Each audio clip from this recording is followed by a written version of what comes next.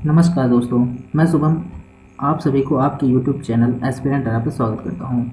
जैसा कि कल आप सबको बताया गया था कि इस चैनल पे हम अरिथमेटिक मैथ्स का पूरा फुल कोर्स लेके आ रहे हैं, जिसको आप कंप्लीट करने के बाद आप हर एक वनडे एग्ज़ाम के लिए एलिजिबल होंगे। आपको किसी भी वनडे एग्ज़ाम के लिए दोबारा क्लास करने की कोई ज़रूरत नहीं पड़ेगी, क्योंकि हम इसमें सभी का सभी पूरा का पूरा वनडे एग्ज़ाम के बेसिस पे सिलेबस कवर करने की कोशिश करेंगे। देखिए, ये परसेंटेज चैप्टर हमने स्टार्ट किया है। परसेंटेज चैप्टर की ये पहली क्लास है, जिसमें कि हम आज कुछ देखेंगे कि बेसिक फ्रैक्शंस क्या होते हैं। बेसिक फ्रैक्शंस मतलब कि जिन पे पूरी की पूरी अरिथमेटिक मैथ्स डिपेंड करेगी।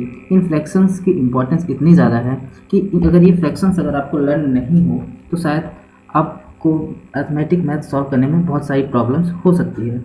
इसलिए हम सबसे पहले क्लास में फ्रैक्शंस की वैल्यूज़ को समझेंगे, बल्कि उसको याद करना की भी कोशिश करेंगे, लेकिन याद करने से ज़्यादा ज़रूरी है कि उन वैल्यूज़ को समझना कि आखिर वो कैसे हुई। चलिए स्टार्ट करते हैं। जैसे कि ये 1/2 इक्वल टू 50%, जैसे 1/2 की अगर जहाँ जहाँ आपको वैल्यू मिलेगी, हरदम आपको ये एज्यूम करना है कि 50% ही कहना चाह रहा है। अब बात ये आती है कि हम याद तो कर लेते हैं कि 1/2 50% होता है, बट ये भी जानना बहुत ज़रूरी है कि 1/2 आके 50% क्यों होता है। जैसे 1/3 33 से ही 1/3%, 1/4 25%, ये सब बहुत कॉमन वैल्यूज़ हैं। जनरली 1/5 20%, 1/6 इक्वल टू 16 से ही 2.3%। तो मेरा कहने का मतलब ये वैल्यूज़ तो सबको लर्न कर लेते हैं, लेकिन आखिर ये ऐसा क्यों हुआ उसको जानना बहुत ज़्यादा ज़रूरी है। सबसे पहले हम 1/2 जो सबसे ईजीएस्ट फ्रैक्शन है हम उसी को लेते हैं। देखिए क्या होता है, जनरली जब हम 1/2 की बात करते हैं तो 1/2 मतलब ये होता है कि इंटू में 100। जब हम किसी चीज़ की परसेंटेज वैल्यू निकालते हैं तो उसमें इंटू 100 करना बहुत ज़रूरी होता है। तो जैसे ही इंटू 100 होता है तो 100/2 इक्वल टू 50% होता है। ऐसे इसी तरह में हम लोग जैसे 1/3 को अगर हम देखते हैं तो 1/3 को हम ये कह सकते हैं कि 1/3 into 100 equal to 100/3 equal to 33 से ही 1/3%। अब कुछ लोग कह रहे होंगे कि सर आप एक बहुत छोटी छोटी बातें क्यों बता रहे हैं, इतनी नॉर्मल हमें भी पता है। लेकिन जनरली क्या है, मैंने पहले भी कहा था, ये बैच जो है पूरा बिगिनर्स पे ज़्यादा फोकस किया गया है, क्योंकि बिगिनर्स जो होते हैं वो डायरेक्ट इसको याद करने की कोशिश करते हैं, याद तो कर लेते हैं पर इसके पीछे का बेसिक कंसेप्ट उनके दिमाग में कहीं ना कहीं नहीं आ पाता है। इसलिए मुझे यहाँ पास बताना बहुत ज़रूरी है। देखिए 1/6 16 से ही 2.3%। आपको 16/2.3% कैसे आया, इसको एक बार एटलीस्ट सॉल्व करके देखना बहुत ज़रूरी है, क्योंकि इसी की पूरी वैल्यू डिपेंड कर रही है। जैसे 1/6 इंटू 100 अगर हम लिखते हैं तो 100/6 होगा। अब आप इसको डिवाइड करके देख लीजिए कैसे आता है। सपोज दैट हमें डिवाइड करना है तो 6 1 जा 6 4 0 6 6 जा 36 4 पॉइंट। अब देखिए अगर आप पॉइंट्स में सॉल्व करेंगे तो ये 2/3 की भी वैल्यूज़ पूरी की पूरी आ जाएगी। अगर हम इसको फ्रैक्शन में लिखना चाहें तो कैसे लिखेंगे, 16/4/6 2 3 कट गया तो वैल्यू में क्या बन गई, 16 सही 2/3।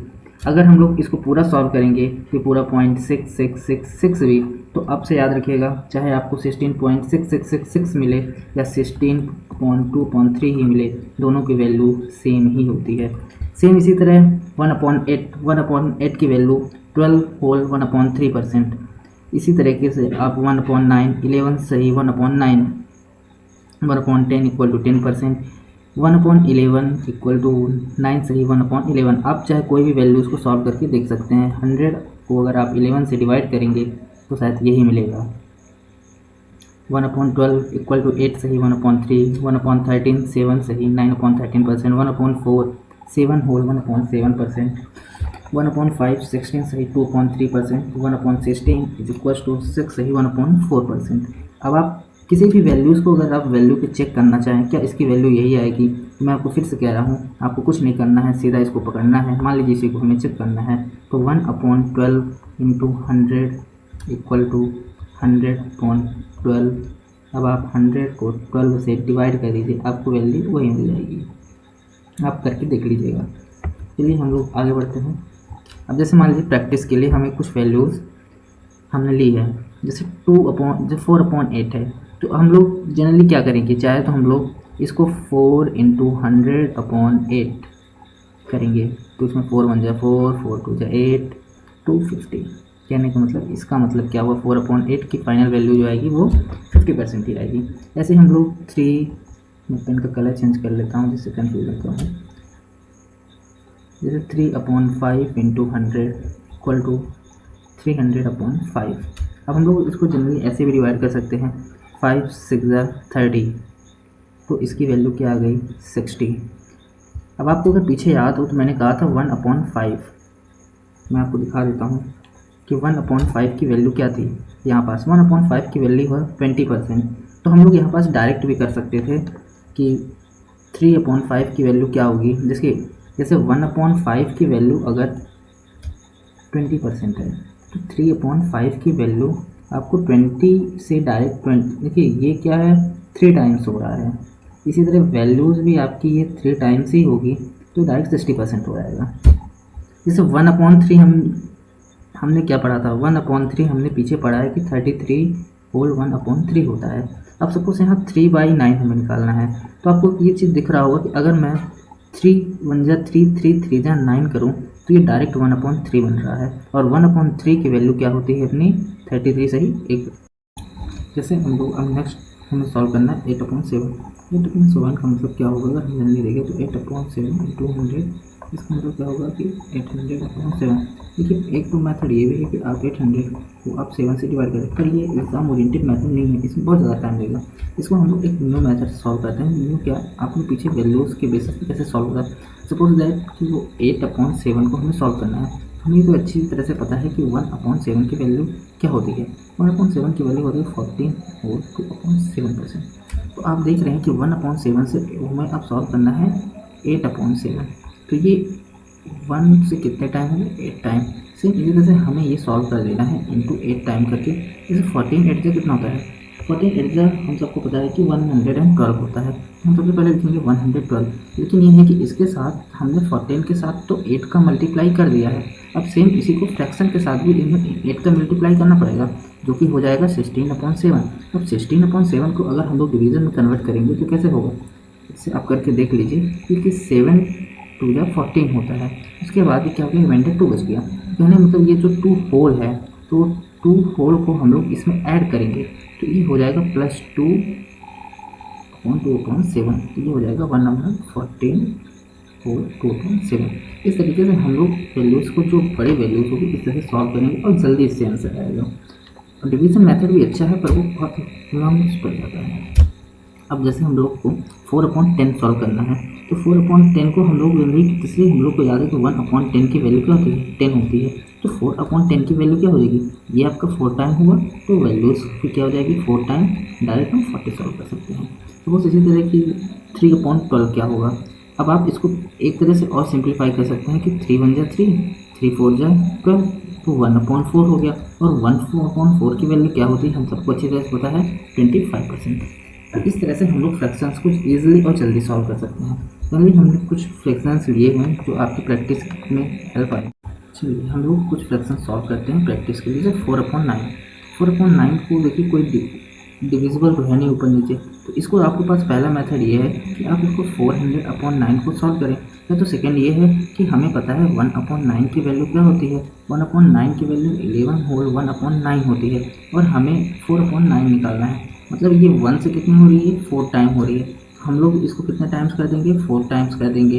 तो इसको 4 टाइम करेंगे तो कितना आएगा 44 होल 4/9। तो इससे हम लोग को ये डिवीज़न वाले मेथड में ज़्यादा टाइम लगेगा और मल्टीप्लिकेशन मेथड में ईजिली होगी, इसलिए हमें वैल्यूज़ का याद होना बहुत ज़रूरी है। जैसे 3/8 है, 3/8 को आपके पास चाहे तो आप इसको 300/8 करें, जो कि ज़्यादा टाइम टेकिंग है। सेकेंडरी मेथड ये कहता है कि जैसे 1/8 की वैल्यू हमें पता है कि 1/8 की वैल्यू 12 होल 1/2 होती है, तो हम लोग आपको अब 3/8 निकालना है, तो ये 3 टाइम हो रहा है, तो हम लोग इसको 3 टाइम मल्टीप्लाई कर देंगे, तो 3 टाइम मल्टीप्लाई करने में क्या आएगा 36 आएगा। और फिर उसके बाद 1/2 को जब 3 से मल्टीप्लाई करेंगे तो 3/2 आएगा, और जब इसको डिवाइड करेंगे तो क्या आएगा जैसे आप इसको डिवाइड करेंगे तो 2 1 जा 2, रिमाइंडर 1। तो लेकिन ये जो 1 है ये तो पूरा का पूरा कंप्लीट है, इसलिए हमें इस 1 को इसमें 31 में ऐड करना पड़ेगा, तो 37 हो जाएगा। फिर जो फ्रैक्शन पार्ट बचेगा 1/2, तो हम लोग इस फ्रैक्शन पार्ट को भी इसके आगे ऐड कर देंगे, तो अल्टीमेट इसका फाइनल रिजल्ट क्या निकल के आएगा, 37 होल 1/2। और 2/11 है। अब 2/11 को आप चाहे तो 200/11 करेंगे, ये भी टाइम टेकिंग हो जाएगा। तो हमें लेकिन एक चीज़ को भी पता है कि 1/11 की वैल्यू क्या होती है, 1/11 की वैल्यू 9 होल 1/11 होती है। तो हमें अब इसको 2/11 करना है, तो 2/11 करने में हम इंटू 2 कर देंगे, तो क्या हो जाएगा 18 होल 2/11। सेम इसी तरह 1/12, 6/5। जैसे 6/5 की वैल्यू अगर हम लोग को अगर वैल्यूज़ नहीं याद है तो 600/5 करके डिवाइड करके देखना पड़ेगा। लेकिन अगर मल्टीप्लिकेशन मेथड से जाएँ तो हमें ये चीज़ बहुत आसानी से पता है कि 1/5 कितना होता है, 20% होता है। तो हमें 6/5, इसका मतलब क्या है, 1 से वैल्यू कितनी हो रही है, 6 टाइम हो रही है, तो इसको भी हम लोग 6 टाइम कर देंगे, तो 26 120। इस तरह से हम सॉल्व करेंगे तो ईजिली सॉल्व कर लेंगे। और फ्रैक्शंस की इंपॉर्टेंस इसी में है कि हम लोग उसको याद करके रखें, क्योंकि ये सारी की सारी वैल्यू आपको क्वेश्चंस के बीच में मिलेगी और आपको तुरंत इसको वैल्यूज़ को टैकल करना पड़ेगा। इसलिए ये वैल्यूज़ याद करना बहुत ज़रूरी है, और याद करने से भी ज़्यादा ज़रूरी है कि आप इसको समझ के याद करें। देखिए याद तो करना ही पड़ेगा, बट समझना बहुत ज़रूरी है। हम लोग अब अगले लेक्चर से मिलेंगे, यहाँ पर हम कंसेप्ट के 3-4 लेक्चर लेके आएंगे, जिसमें हम गोल्डन कंसेप्ट डिस्कस करेंगे। ओके दोस्तों, इस लेक्चर में इतना ही। हम बहुत जल्द आपके साथ अगले लेक्चर में मिलते हैं। धन्यवाद।